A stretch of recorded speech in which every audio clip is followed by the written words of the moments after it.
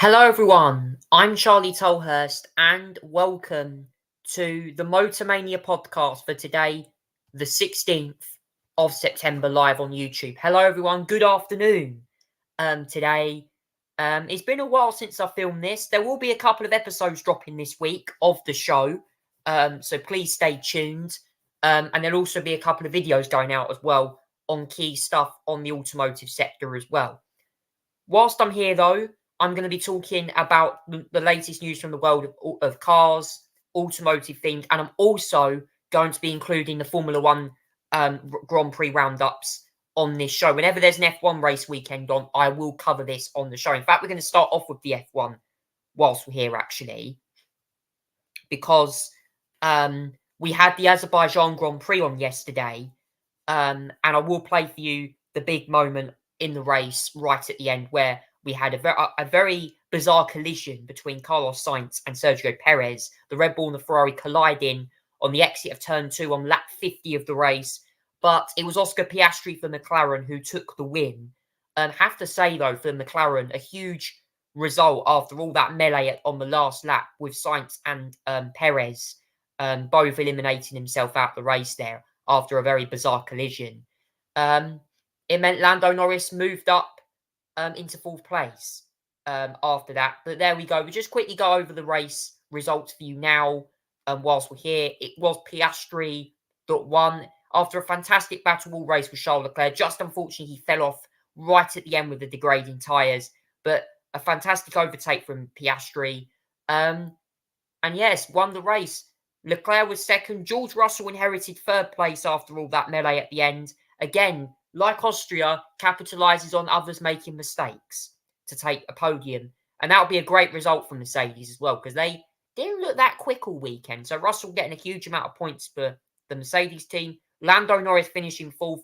That was despite starting down in 15th position after being knocked out in Q1. Obviously, a couple of drivers had grid penalties. Lewis Hamilton had to go to the pit lane after an engine change. Mercedes making an unscheduled power unit change overnight. But qualified down in 15th, or started 15th after qualifying went out Q1, but finished fourth. Max Verstappen was in fifth. A very poor race from Verstappen, I think. Just the car the car looked very bad. Could have been sixth or seventh hadn't that happened. Alex Albon and Franco Colapinto getting seventh and eighth. I have to say, both of them two done a heroic job, especially Colapinto, only in his second race for the team. Please give this guy a drive next season. What a result for him. And Williams having a fantastic race. Their best weekend for a long time, and they're certainly their best weekend of the season. Colapinto scores more points than Sargent did in his entire time at Williams, which is crazy. Lewis Hamilton was ninth after a difficult race, struggling with traffic. And Ollie Behrman scores a point. The first driver to score a point for two teams in one season. I mean, Ollie Behrman getting a point in the Haas. Only just ahead of Nico Hulkenberg, though. It was very close towards the back there. Couple of drivers. I mean, Behrman and Hamilton very close against each other. Great battle there, between them three for the final points paying positions. Hulkenberg unlucky there, but Haas getting a point. And obviously Kevin Magnussen was banned for this race, so that was good. Then we had Gasly, Ricciardo, so many drivers well. Bottas, Ocon, Tsunoda and Stroll had a collision, which is why they retired. That's why he had puncture. And then obviously the big crash at the end of the race, Perez and Sainz. I have to say, it's 50-50. I think it was a racing incident. I mean, yeah, people say, Sainz veered left. Some people argue Jolyon Palmer and Karun Chanduk had two completely different views. Chanduk thought it was Sainz. Palmer thought it was Perez. I think it was a racing incident. I think both drivers should have given each other more space. I think that Perez should have had more room to the left, and I think Sainz should have used more room to the right. There was room on both sides to have them two cars. They just went into each other. For me, it's similar to the Red Bull crash in 2010 in Turkey when they both just seemed to merge towards each other. So it was such a bizarre accident. The stewards ruled it as a racing incident. I think that the racing incident was actually a fair outcome of it. I'm just surprised. It was quite a crazy accident. Never seen it before. and I know both of them were absolutely venting their frustration on the team radio. The fact that Sergio Perez was fighting for the win in that race as well, it was huge. You know, absolutely huge. And, you know, Perez was all weekend quicker than his teammate. Just unfortunately at the end, collision affected the outcome of that event. But this was the moment that all hell broke loose for the top the top three drivers. This was the final battle for the podium, which I'm about to play for you now, guys. And this ended in quite chaotic circumstances. If you were watching this race very closely, you'd have seen exactly what I was on about. This is the clip of the final moments of the Azerbaijan Grand Prix. Have a listen to this. He will defend for as long as he can. Perez in the Red Bull moves to the outside, forces his way around, but Leclerc's not having any of it. Forces Perez out wide, and that makes Sainz through on Perez. Teamwork makes the dream work for Ferrari, and Sainz gets up into the podium places. But now Perez coming back, and there's contact between Perez and Sainz into the wall. Disaster for Ferrari and Red Bull. It all happens in the blink of an eye, but that is a massive shift in this race. In the dying stages, Sainz and Perez out. Wow, I think Perez feels really aggrieved there. Norris is up into fourth, Russell into third. Verstappen, by the way, pitted at that point. I think they're going to have to call the safety car and finish this race probably under the safety car. So we'll get a replay of it, I'm sure, but I think Perez probably feels, here we go. This is, first of all, Sergio Perez in the slipstream behind a Charles Leclerc. He got a very good run. The Sauber got out of the way, so Leclerc didn't have that slipstream. Perez got in front. Leclerc came back at him down the inside. No contact there, but Perez lost momentum. Sainz got in front. Now, at this point, here, Sainz had a sniff around the outside of Perez. Ended up on the dirty part of the track on the outside. Now watch. Does he move over on the left? I feel like he moves slightly left and Perez moves slightly right. Just looking from the helicopter. We need to slow it down maybe on the skypad later. But it did feel like the two cars were both moving. What the? Is he a big man? What the? Is he crazy or what? Idiot. You have to feel slightly for Sergio Perez in that occasion. Let's watch it here. So here's Sainz. Give us the one right. What happened there? What happened? Are you okay? Yeah, but I don't get it.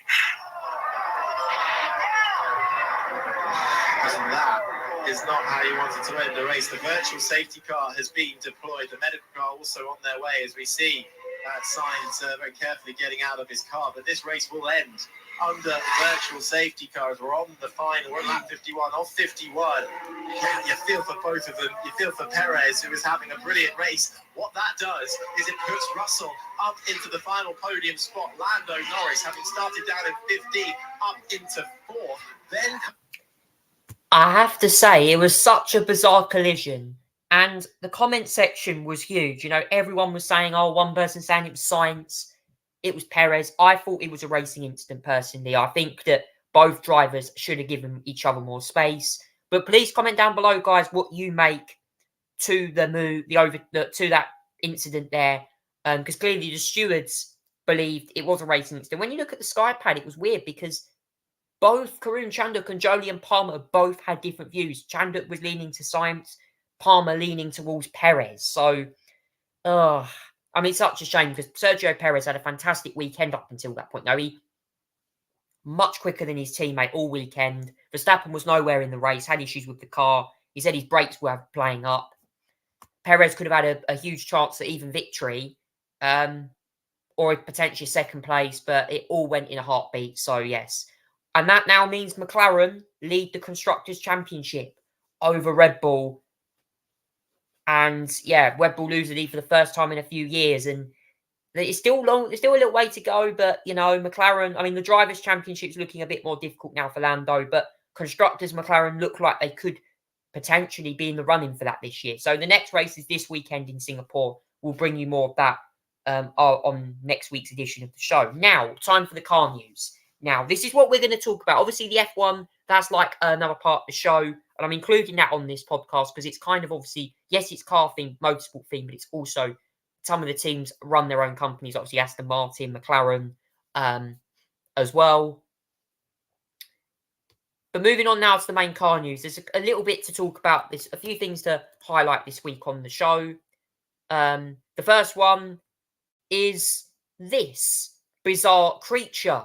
The Renault Estafette. It has reborn as a futuristic van for cities. Now, I don't know about you, but is this the way that you want to see deliveries for supermarkets being done? Because we've seen the likes of Ocado Zoom, Tesco trying out their whoosh delivery services. Look at this. The Renault Estafette might just be that.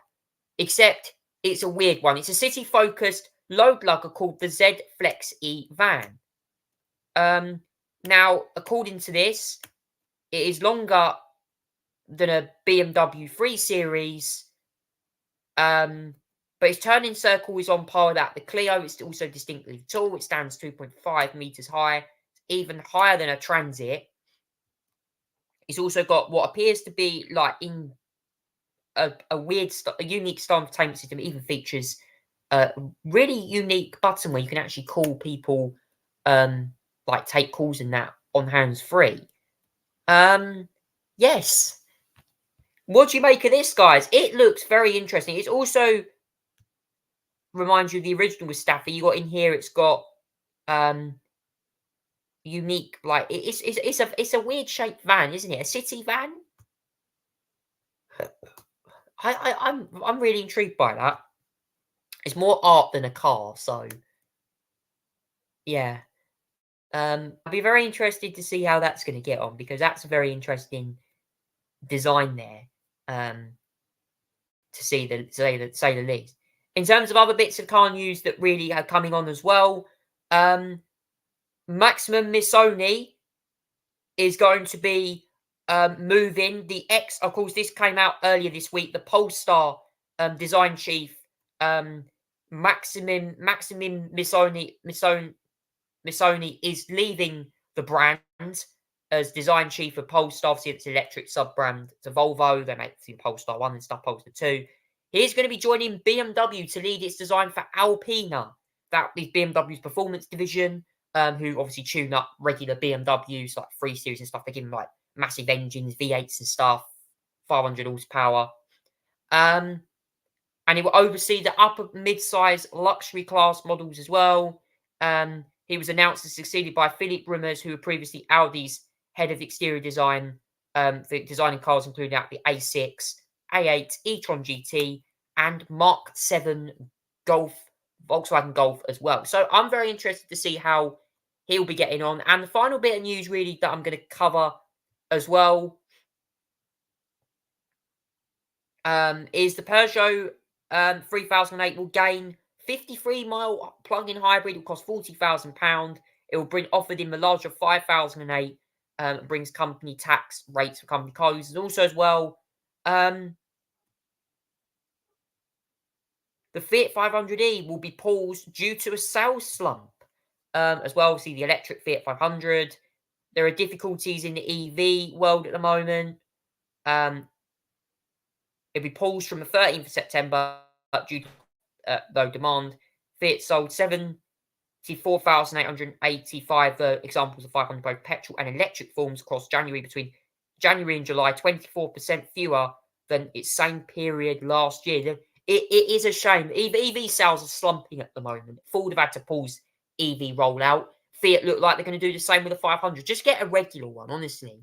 I own one of these cars, and I can tell you it was a nightmare to own. It used to have problems. Watch out for key problems if you have a Fiat 500, because trust me, the cylinder head gasket in diesel models is known for being faulty. So please make sure you check on that as well. So that's really all of the main news I'm going to address on that particular subject this week. Now, I want to talk to you this week on the podcast, and today's episode especially, about something important. I'm actually going to talk to you guys about common vehicle problems you need to look out for. Now, when you are owning these cars, some problems may occur up when you buy them, and you need to make sure that you know what these issues could be, because some people have, don't know that these issues occur. So it's really important that I'm going to talk to you guys about this, because I feel like we really need to delve into this. Some of these cars have issues, and I really want to mention this. Now, we're going to start off this week by talking about the Fiat 500. And I thought I'd go over this because I was talking about it, and I really want to dive into reliability, service history, and stuff like that. So, what is the common problems on a Fiat 500? Well, we need you. Now, if you are planning on buying this car, I own one, so I know quite a lot of issues that these cars have. I really want you to understand what recalls have been, what recalls have been from this car. So here's some advice that I've found that is important to understand the reasons behind recalls of Fiat 500s. And by the way, I'm not going to do it just on this car. I'm also going to do it on a couple of other episodes about other cars that have also been known for it. Now, this might take a while because the Fiat 500 has been recalled a few times because the steering column fixing bolt may not be the thread lock applied and it could become loose. So if you have a Haynes manual, you will be able to understand these common issues, because the Haynes manuals give you so much information about, obviously, repairing, servicing, but also common faults that the car may have. And when you own these cars, make sure that you speak to your clients about the potential common faults that the car has, because you may have to watch out. You will need to watch out for them when you own the car. If you get through the car without the problems, great. But just make sure that you keep aware on these, because if they do occur, then you know that component's wrong, and I'm going to have to go and get it changed as well. Now, a number of cars, according to this, were recalled because this is between 2007 and 2021 we're talking about. Now, the first one that's been important is the rear brake black backplate was incorrectly tightened. Faulty manifolds with attendant to the rear could cause leakage. 29,130 have been recalled because the wrong airbag could go off in a crash. Software update rectified all of this. So, in other words, make sure that you check the airbags in this car as well. Another reported one is faulty brake servo pipe. 271 of those were taken back to dealers because of a faulty brake servo pipe. It was a faulty brake pump also as well. Protection bracket. Common problems in the Fiat 500 also include clutch pedal vibration. This car is known for having a faulty clutch. Make sure this is diesel engines, models that are between 2,000 and 3,000, 2,100, 3,000 RPM. Now, when you drive this car, you won't notice it as a diesel issue. But if you notice the car starts having issues with the clutch, the gears don't work, you can't get it into gear, or there's vibration on the clutch, because this car is known for having a very, very high clutch bite point. I drove this car and it was a nightmare to get into second gear beyond a certain speed. It would really struggle to get into second gear. Make sure that you keep an eye on that, because if the clutch starts going wrong, especially diesel models, you will need to get this car looked at immediately, because clutch problems on a Fiat 500, the clutch pedal is very, very low. It's got a really weird bite to it, and you just need to make sure that you are aware of that as well. If your Fiat 500 is fitted with the 0.9 air twin air engine, that is the one I owned, by the way. I own that engine. I own that car, that engine. There is a chance that you could be prone to oil leaking from the timing cover. So, in other words, that is the timing chain. So basically the chain that connects like the fan. It connects. It's like a chain that connects part of the engine together. It basically controls the crankshaft and stuff. Obviously, if that snaps off, you're in for an absolute bother, because obviously it's a turbocharged car, and the timing chains are known to leak, and they're also known to crack as well, which could cause real stress to your engine. So make sure you keep an eye on that as well. Clutch pedals, another one. Oil leak problems as well. Also as well, door handles. If you've got exterior door handles, they're also known for cracking off. They're known for weak because they've only got thin metal hinges. So you need to be aware of that as well. And as I said, with the diesel models, make sure that you're checking that Synday gasket for any cracks as well. Similar to what we had in Fords as well. Fuel injectors has failed. That's another common issue. That's if you notice if it starts smelling. Just make sure as well that you're also checking for steering wheel wear as well. If you get the older cars, like anything 2007, make sure as well that the steering wheel is also not too warm, because the older cars, a lot of their steering wheels in basic trims are only made from plastic. So just be aware that you may need a steering wheel replacement if your car goes wrong. So that sums up that bit on my show in terms of ownership of the car. So really, guys, if you're owning a car like that, just make sure that you're taking note of that. And I will be covering more cars on this show at a later date. Common issues, recalls, anything that recall news has come on, I will cover that for you on the show as well. That is it for this edition of the Motormania Podcast. Thank you so much for watching. We will see you again next time for another edition of the show. Take care. I'm your presenter, Charlie Tolhurst, and goodbye.